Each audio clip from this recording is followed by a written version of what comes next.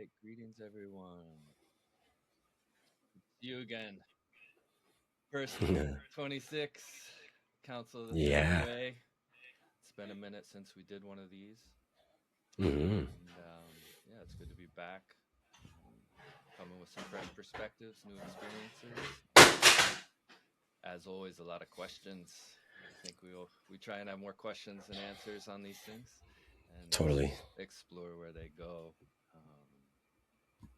So yeah, thanks for joining me this morning, bright and early from Kihei, Maui. Hope the tourists are still asleep. And I've been off the socials for a while, and I get reports. You hear what Kale said? And I said no. They break out their phone, and so he did this little piece on Mythopoetics is dead, disappeared, R.I.P. And I was like, oh yeah, that's something I've felt before. Let's explore that.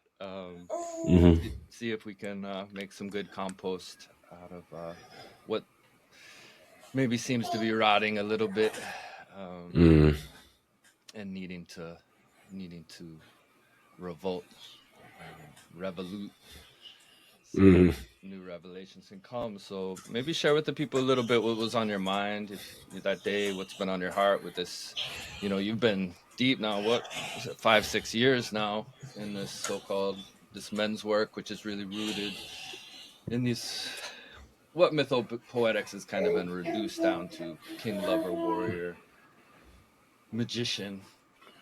Um, hmm so yeah, brother, what's alive with you with all that? The first thing that comes to mind. First thing that comes to mind is I posed the question as a challenge. Like, are we just looking at these archetypes and reading from these books and regurgitating what other people have done in the past, or are we trying to seek what they sought? And what I'm seeing is that if we're not bringing more aliveness to the things and we're rigid in the proposed structure of what some other man had created from another man, I don't think we're carrying on a living legacy. I think we're giving off a dead thing. Dead things aren't bad. I mean, they compost into living things later. But if you don't know how to do that, then the process ends. So I think what has happened in the mythopoetic movement, why it's dead, is because I believe that men have just been, from what I've experienced, especially with guys who tout it so strongly, is they've been stuck in this belief that the archetypes is the entirety of what we should be focusing on in masculinity. And I just don't see that, because every time I've come across men that delve into these archetypes so rigidly and so sternly, with as if it's like another form of a Bible, then I just see another colonizer. And I just see another guy trying to tell me that they know better than I do, when they don't even know how to make fire with their hands and braid cordage into life and create things. All they know is what's in their mind. And so I'm just like, whatever, dude. Mm, Like, to me, your ability to speak things doesn't mean practicality or even spiritualness to me. It just means you're stuck in something old and you don't even actually know what it is because you haven't gone further than what it was, I believe, prompting you to do. mm, So is it dead? Mostly in a way that I see how fragmented it's become and got absorbed into this dominant public container mm. from the phenomenon that it once was. And I guess what I'm saying is, by saying it's dead, I hope somebody else gets excited and revives it, Oh, from the phenomenon that it once was. You know, yeah, needs a little CPR, yeah. it does. Mm. Yeah. And not to mention too, like these, a lot of times people say the archetypes, and it's such hmm distillation and reduction. One was talking about and it's a very Western thing, and then it becomes a hyper focus on a particular line of archetypes that do present an end, the king. This is the end of the power, Yeah. right?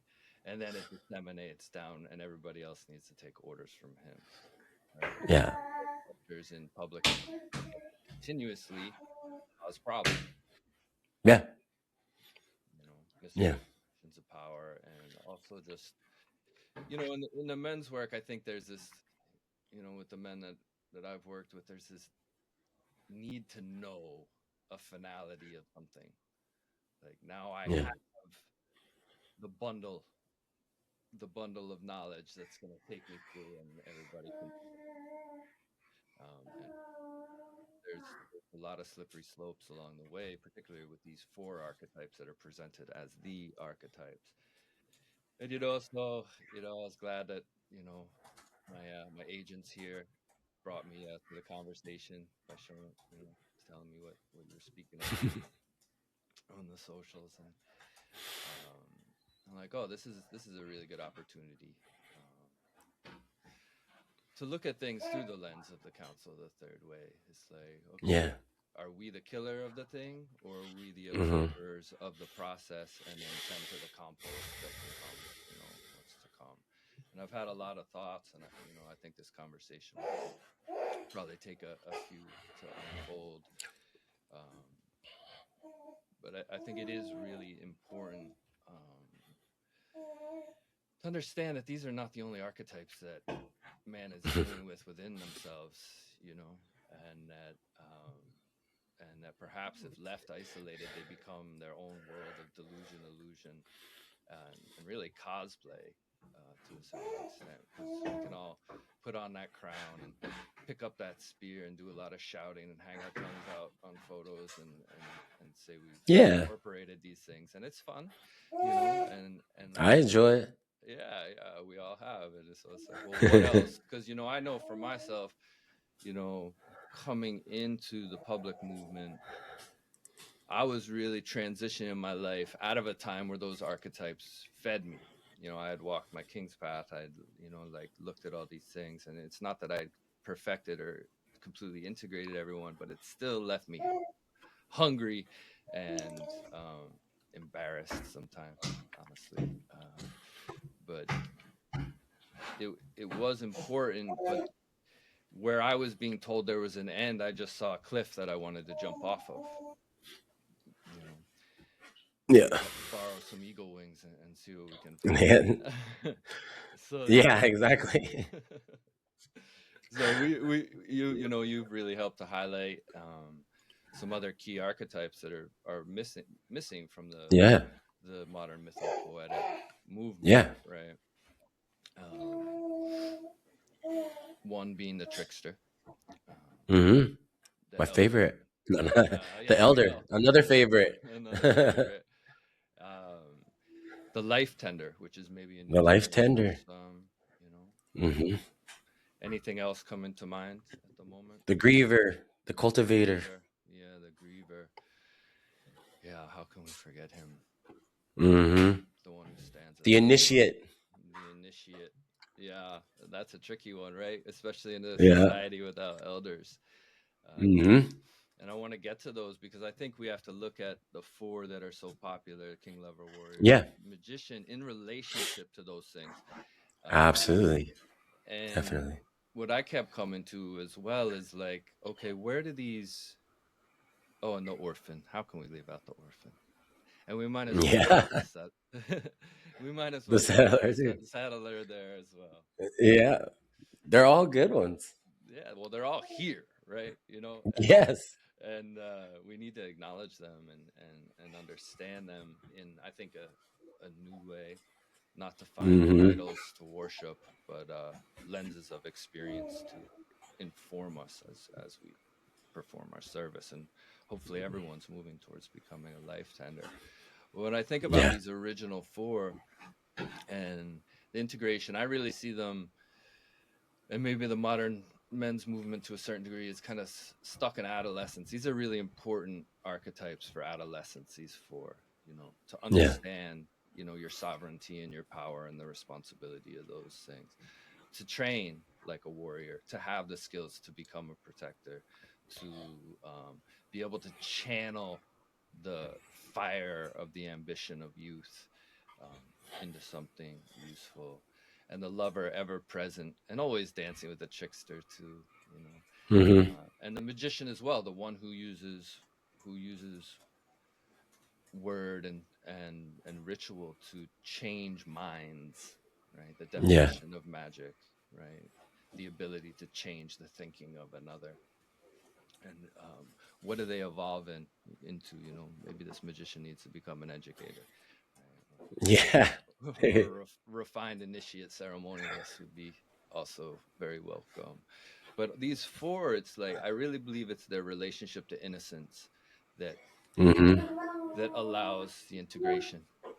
You know, when the warrior is no longer willing to abuse innocence, only willing to protect it. Yeah. When the king preserves an innocence within himself to still come back to the childlike eyes, still makes the the sacred act of protecting innocence his primary goal. You know, Yeah. and the magician as well. Protecting the innocence of someone else's own path, their own stumbling, not trying to like gild a path that exalts themselves. You know, Yeah. and the lover as well. I mean, we're in the age of the Epstein files, right? And this relationship, Bro. this broken relationship to innocence is governing the world to a large degree through shame, Yeah. embarrassment. Um, Blackmail. so yeah, that's some of the stuff that starts to come to mind at the beginning of this Hmm. conversation. Yeah, anything coming up for you? Oh yeah. So much.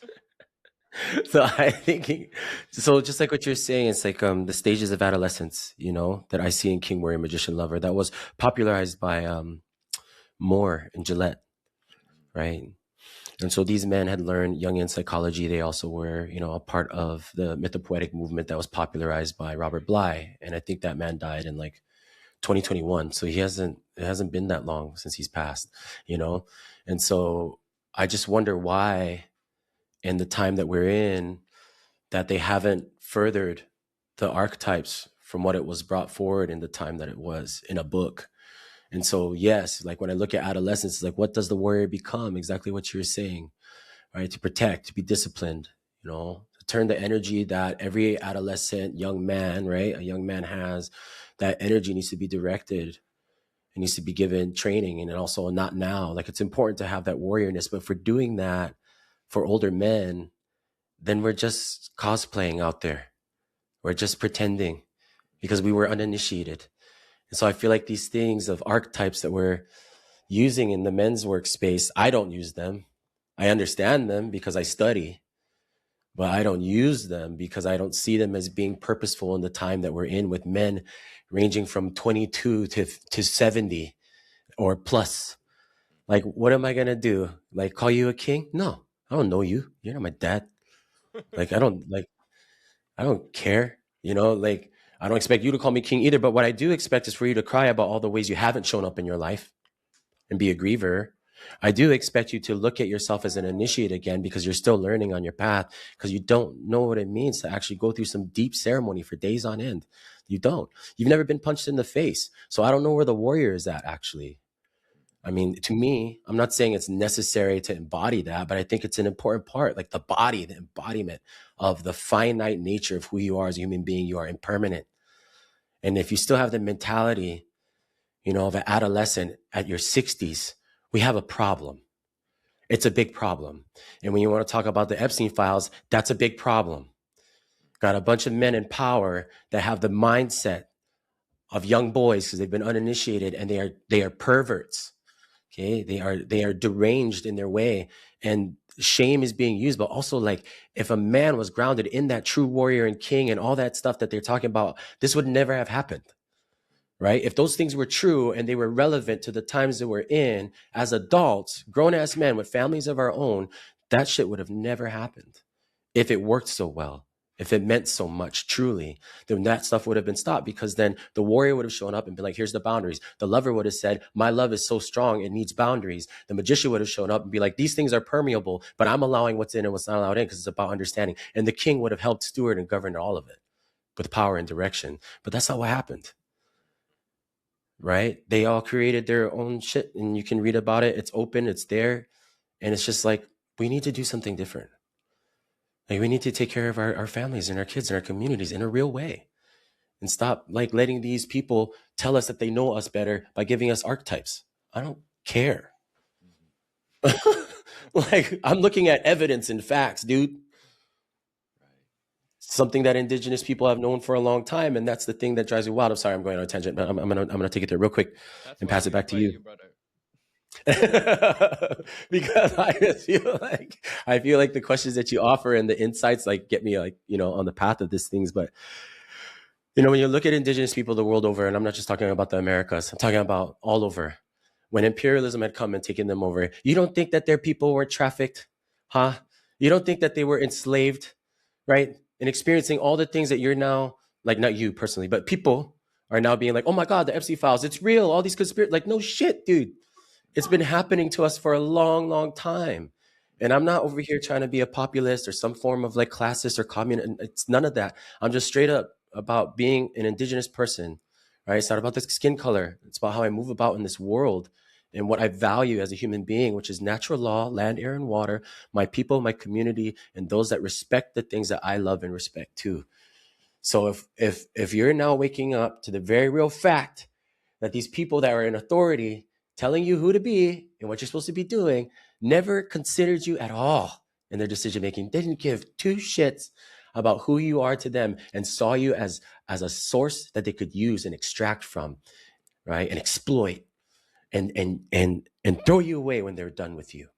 And not only that, but take the most innocent of us all, the most pure of us all, our children, you know?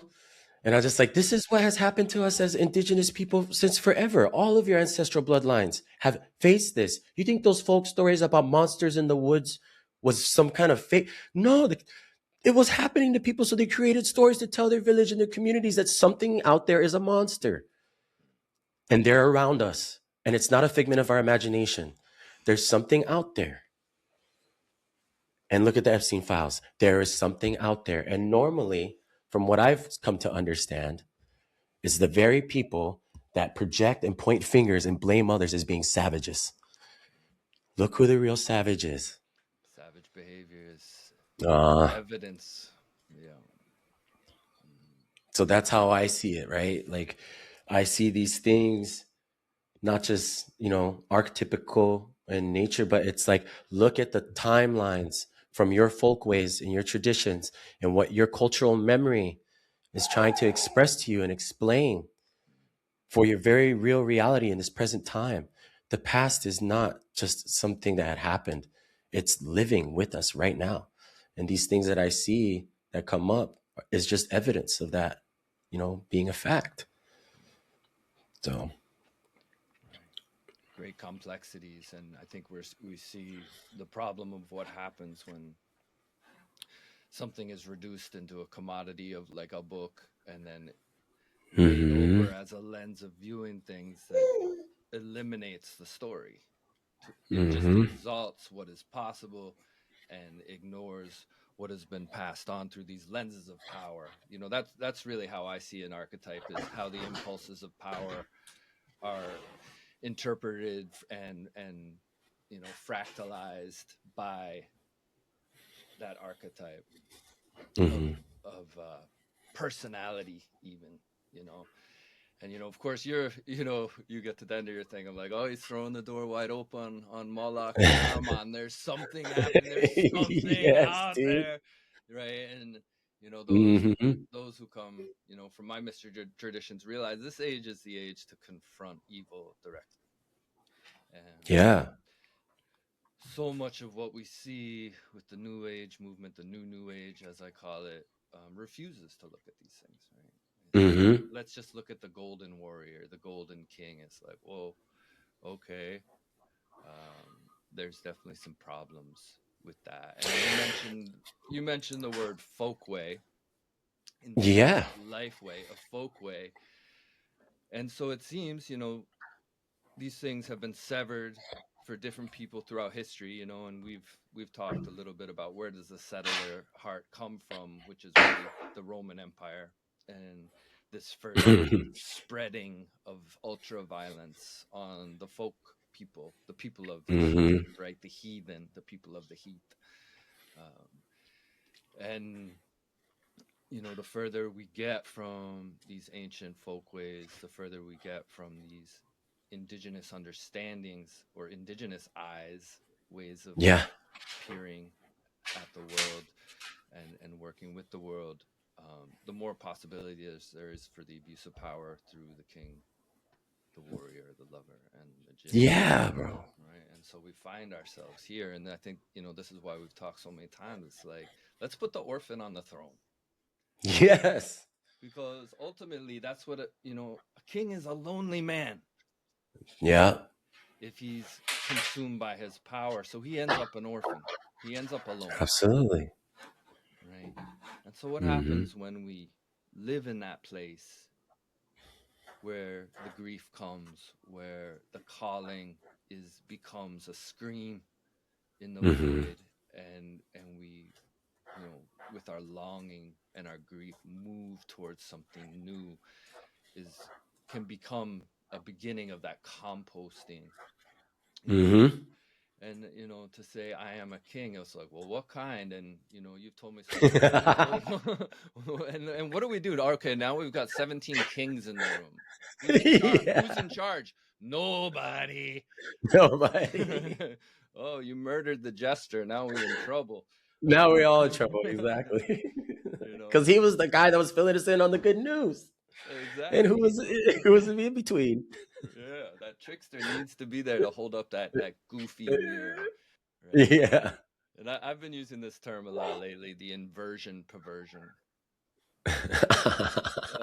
In order to understand the world I live in and the way that the Moloch, the Aromatic and Luciferic streams work, is to create a world within the world that is outside the law of land, air, water, and human origin, Hmm. world origin. Um, and so we find ourselves here looking at all these things. So maybe, each of these oh, well, I know where I was going is, you've told me so many wonderful stories of the leaders of Maui, the chiefs, right? It's because it's not like you don't have heads of power or heads of responsibility Yeah. within the indigenous lifeway. There are those that would rise because why? Because they were able to govern in a way that was hopefully just, but not always, right? And Yeah. you know, um, so how do you see the ideal chief coming to his power in relationship to responsibility?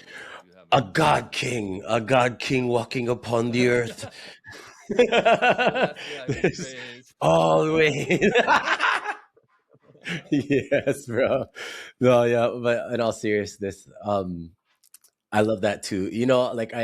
So some of the things that I speak on to is the stories that were shared with me around the chiefs of Hawaii and how some of them behaved, which was in unification and in harmony for their people, the common person, that they essentially like gave their lot to them, because you got to remember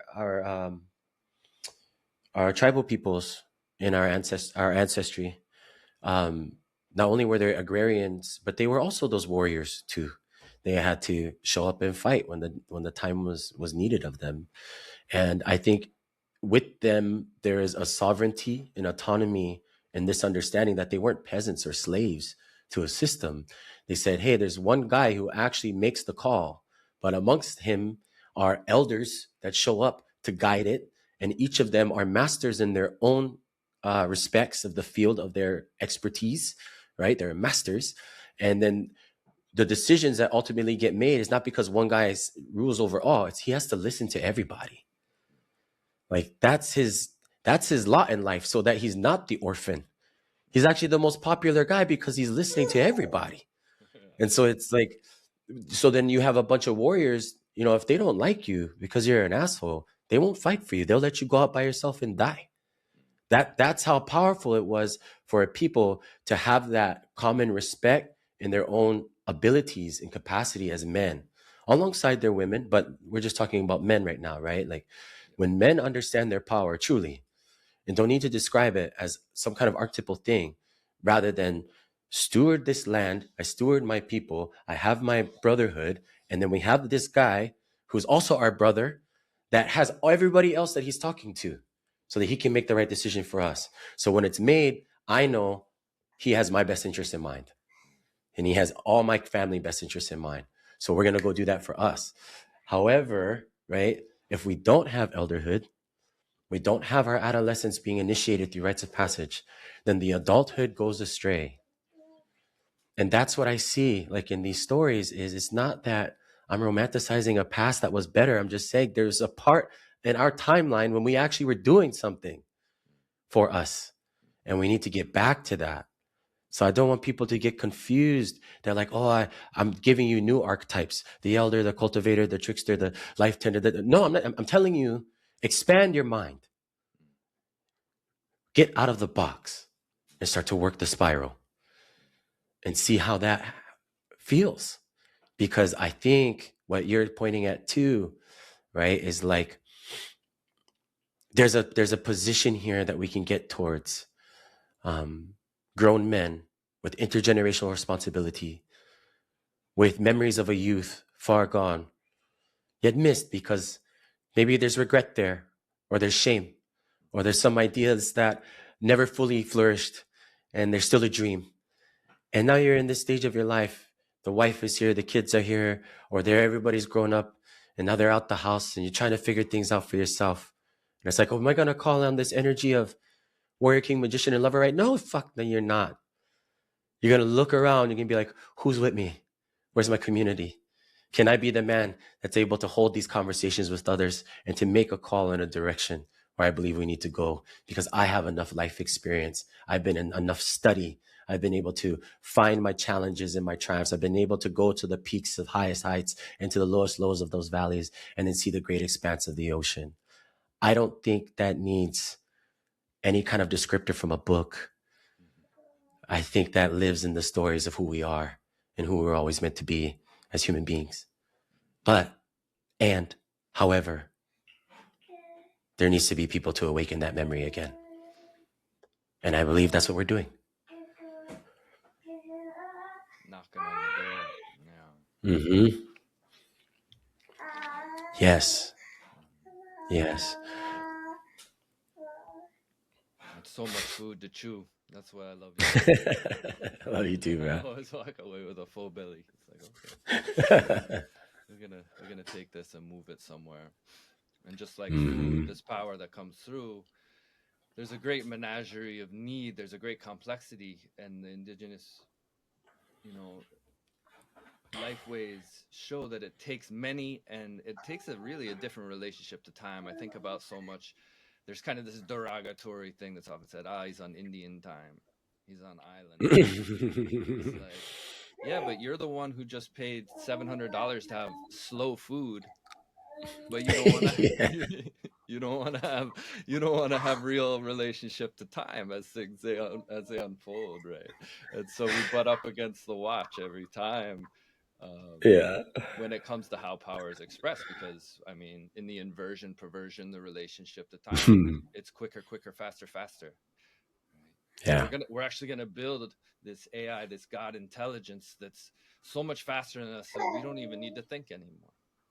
Oh, imagine that. And take the responsibility, because Mm-hmm. to me, all the inversion perversion that AI is the desire to hear creators still soft voice in their ear, so that we know, so we can go forward feeling guided, um, but without initiation, without the elders to guide those processes towards Oh man. the Mm-hmm. inner realms, right? It becomes Mm-hmm. a complete opposite, and that's what I see in this age.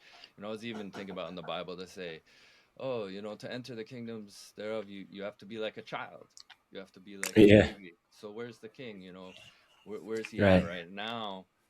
But the complete inversion perversion is the Epstein and the occult black sex magic that they practice on children. Rather than cultivating the children within, they go within children. And I hate, Yeah. things. I know. I do too. and act as well. But we have to look at these things We do. because they present the perfect mirror for us to see these things. And so, Hmm. um, more and more, I am getting more courageous about this conversation about evil, the impulses of evil, the Luciferic and the Aramaic Yeah. impulses, and the Moloch, this thinking that is here with us, these Hmm. beings that are here with us. And then I think a lot about the demonization of the trickster, and this again, man wanting to compress all evil into this Satan, this great idea. Hmm. And still they roll with Christmas and their lights and their Santa Claus, but we don't have to get into that. Words and letters. Yeah. So these impulses are here, right? And I believe we agree that they did infect indigenous cultures. When you have pyramids, when you have great pyramids erected to the heights, and you're using the very height to sacrifice human beings, to Hmm. tear their hearts living out in order to give it to a force or a being, can we agree that's a problem? That there's Yeah. that there's an impulse there, that the voice within the magician's ear has become a perversion and offered him Hmm. something that he couldn't resist in order to have more power Hmm. in the courts of man, you know. Hmm. So this Yeah, man. this facing this idea is not to say, oh well, it's no one's fault because these impulses are speaking in the ears and through the ever the the ever present light of the electric rock that we all hold in our palms these days. The other perversion, right? Move towards the light. Okay, I'm looking. So much light. Look at me in my glasses. This is like so much light. So much light everywhere. Too much So light. too much light. Too much. Well said. Yeah. Hmm. And what is it? What is, like one of the most primary human conditions that's being robbed right now is sleep, the relationship to the great void and the dark, because it's just too much light, too Mm. much brightness, literally in a single spectrum, right? So to look at a Hmm. phone is similar to like read King, Lover, Warrior, Magician, say, that's it. I'm Yeah. ready. I have the information. Yeah. Right? And so in relationship to time, personality, uniqueness, and power, the indigenous lifeways offers the pace, which is the tempo set by our wonderful sun and moon, our tides, our seasons, right? Gives us the tempo of the music of the initiation and discovery. And, we often talk about how men's work is like, if you're doing it well, you're a time traveler.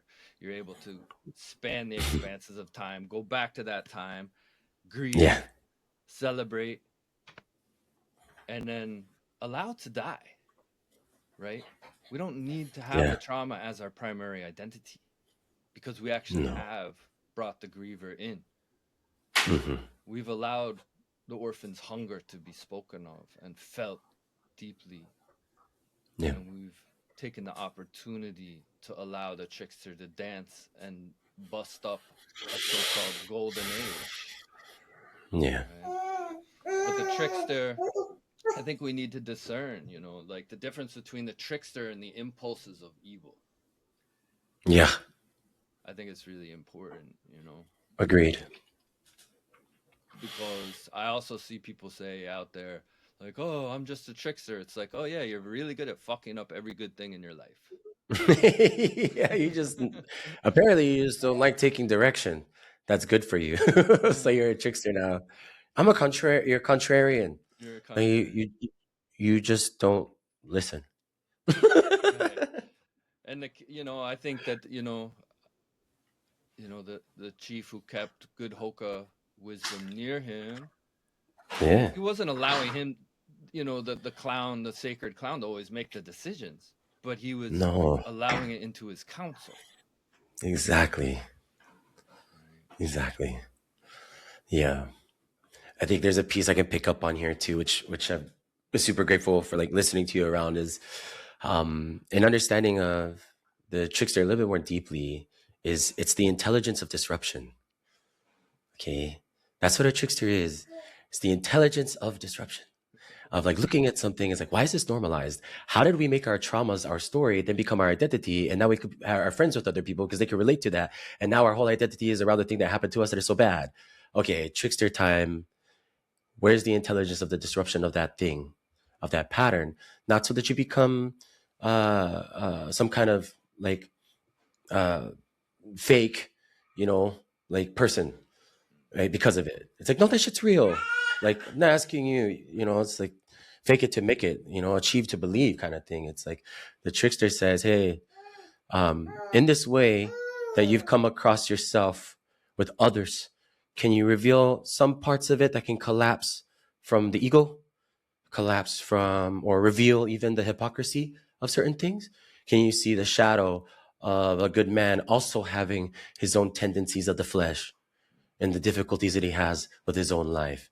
Still a good man, wounded, heart sore, but he's still here, still there. And that's the trickster too. Still willing, still out there for the people. Guaranteed. And a spiritual person is not just something of purity. But can you see that they also use that way as a weapon and they weaponize their purity against others? The trickster says there's an intelligence of disruption here. Same thing with the strong man who's terrified to cry. It's that simple. The trickster comes and says, well, I'm going to make you cry. That's what he says. And then the thing comes up. It's super resistant. Oh, I'm not going to cry. I'm not going to cry. Okay, you're not going to cry. I'm not. Okay, you're not. You're not going to do it. I won't. Of Yeah. course you won't. Or even And see, you see, can't. and can't, right? It's like I just can't. And the trickster is just like, yeah, okay, I agree, I agree. And then eventually they're gonna break Yeah. because the whole time the thing that I'm expressing around the trickster the whole time is not that they know better, is that they see the absurdity of what's happening and they can agree with it, but it's not their whole thing. Like you said, being a trickster is not an identity you need to come across in ceremonies with. It's just something that happens in moments where it's like I'm tuned into something that many people are not, because most people, as we can see, they need an authority figure to tell them how to be, how to act, how to behave, what to believe in.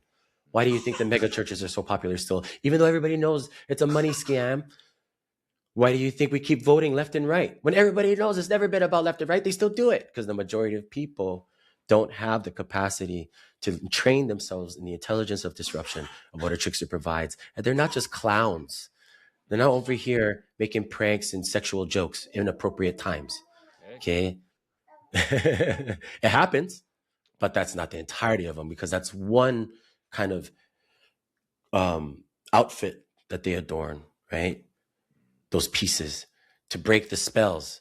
But the trickster also has to be really trained in their ability to not only use humor as medicine, but also to be trained really well in casting other spells that are helpful for people, not to make them like them. That's not the point. No likes. I Yeah. I thought that's why we were here. More followers, more likes. More followers, more likes. Yeah, Yeah. but trickster makes you like one. Trickster makes the reality kind of laugh, like the reality that is shared. That thing in between us is what's laughing, and we're like, oh, yeah, that is funny. You know, like ancestors come, they show you something, and you're like, man, I just don't get it. And then finally, like, oh, they're like,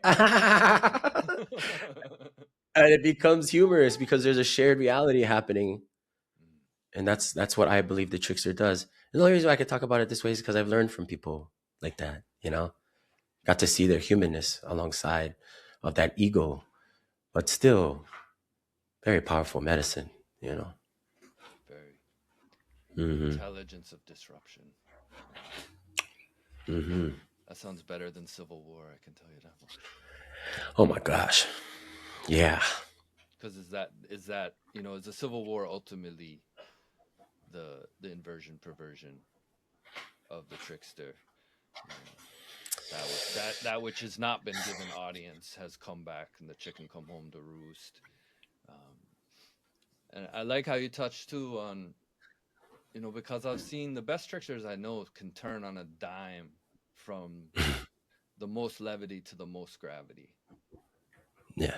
In a lot of the ways, like I can understand where someone is with themselves is how, not how they are and they're listening to a song, but how they are in the moments immediately after. And if they can remain in the echoing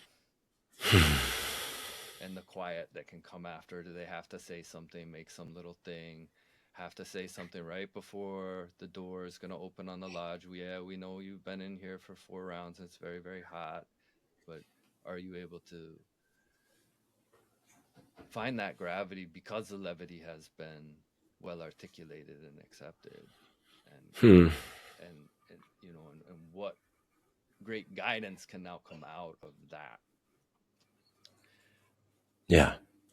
Silence even as a disruption of noise, right? Silence Hmm. as a trickster itself, or, one who forces the reality of the situation, um, Mm. to the present. Yeah, that's a good thing. Yeah, man. It's yeah, it's so important, Mm. and all of this is highlights, when I first brought the new elder wisdom, it's like, oh, it was Yeah. this recognition, not like, oh, let's become elders. It's like, fuck, there's no elders. There's very few. Like, Yeah. maybe we can find some. Maybe, for me, like I was saying the other day, like I'm looking at the process of becoming, not here Yeah. not here to declare anything. Right. But can I relate to time appropriately, of season, and Hmm. become something that's valuable, to my family and community, and those I get to work with. So Hmm. it's big work. It's a big mouthful. But yeah, man, it's like to you said there's not enough elders to go around, and there's also not enough ways for elders to become such, right? Like new elderhood wisdom is actually like a calling forward from the symptoms of things. I mean, from the rooted problem, not just the symptoms. Sorry, I suffer from a little bit of dyslexia, but the understanding of it, right, is how do you become an elder in a time where there are so few or none at all? You can't just make it up, because if that was the case, right, then these things that we've been talking about all this time would have made sense by now, right? All these archetypes, people are not put to discipline in the ways that they would have had to show up in their life, right? Because there's only so many of us, right? In our villages, right? Now there's millions of us, and we're talking about nations now, empires per se, right? And how do you bring a elder to come of age in a time of imperialism? I don't know, because I've only known the stories of the village and of the ways of how it had been tribally. So it's like, yeah, like we got a new elder wisdom that shows in a technological age where confrontation is the era to face evil. What kind of elder is that? I don't know. I imagine I imagine they might kind of look like you in some ways. And I imagine that they would understand the difference between um, a trickster and a deceiver, kind of things. I imagine they would understand the difference between the king and the orphan and why they both need to be there, and the elder and the magician, and like how those types of things as a man that could show up in their elderhood, to me, sounds like, do the babies trust them? Do the Sure. babies trust them? I mean, that's what we talk about, right? Do the babies trust them? Yeah, the Are they going to innocence look out for filter. them? Yeah, Yes. they know right That's from what I wrong. mean. They know. And at the same time, are they making decisions for those younger generations coming? Or are they just doing it for themselves? Right. And that's one of the things that I believe in when it comes to elderhood and the time that we're in, We don't need deceivers to manipulate the reality that we are sharing in for their own control and status or extraction or safety even. I don't know. Oh yeah, But we do. I think that's an important one to highlight: the Yeah. relationship, the safety. Um, Mhm. because ultimately all these cowardly men, and we talk, about on the wheel of life, the elder and the adolescents are polar opposite to each other because they have something to say to each other. But we see the men of power who would be considered elders, they got white hair anyway, acting like the Yeah. most demented adolescents on the planet, right? Stuck to the Mhm. finale. And this is part of ultimately the goal of chaos magic, is to make things stuck in time, Mm. to allow time to no longer um, compost. Yeah. They want Exactly. endless life.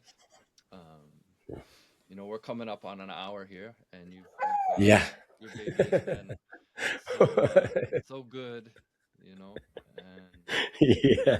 thank her for her songs and her chant. Yeah. Um, do we need to wait for the next episode? Do you need to take care of her in a way? Or? Yeah, I'm gonna have to take care of her because she used to get changed and everything, and Oh yeah. and I was grateful I could get up early and be with her. But yeah, thank you, brother, just for today.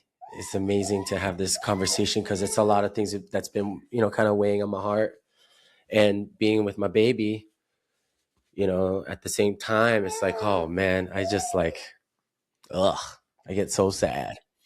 I get so sad. And so I'm just really grateful that we could have this conversation, brother. Thank you. Yeah, man. I appreciate you at the crack of dawn coming and doing this with us. Let's keep it flowing. Yeah, We're gonna make a little series out of this. The death of that's mythopoetics, and we'll mm, move to make good compost. So thank you, and I'll keep chewing, and we talk soon. So yeah. thank you Love you, everyone man. for listening. Love you, love you. Aloha. Aloha. Aloha.